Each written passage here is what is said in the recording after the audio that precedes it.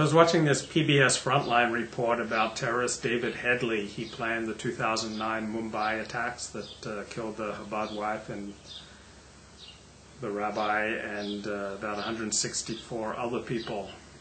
So David Headley grew up in Pakistan and the United States. And one thing jumped out at me from this documentary. I was struck how his wives and girlfriends, after they'd have a falling out with David, would go to FBI or some other form of law enforcement to dob him in, to say he was a terrorist. And so I think they were happy to have sex with David Headley, to be his wife, to live with him. They were happy literally to get into bed with this terrorist until they had a falling out, until they had an argument. Then they went for the jugular.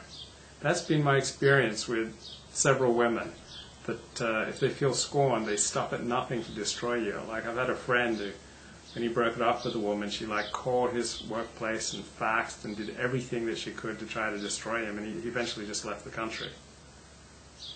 I think Alison Armstrong makes this point that women have a different reaction to competition than do men. That for women, competition is very threatening because women get their sense of security from connection to others, and competition kind of threatens connection. Men love competition because they get their sense of security out of their competence. So when women are forced to compete, they hate that state and they're not used to competition, and so they don't abide by the rules like men normally do. Men are used to competition, they love competition, they accept the competition as these rules. When women are forced to compete, they're in a state that they hate and they don't play by the same rules that guys usually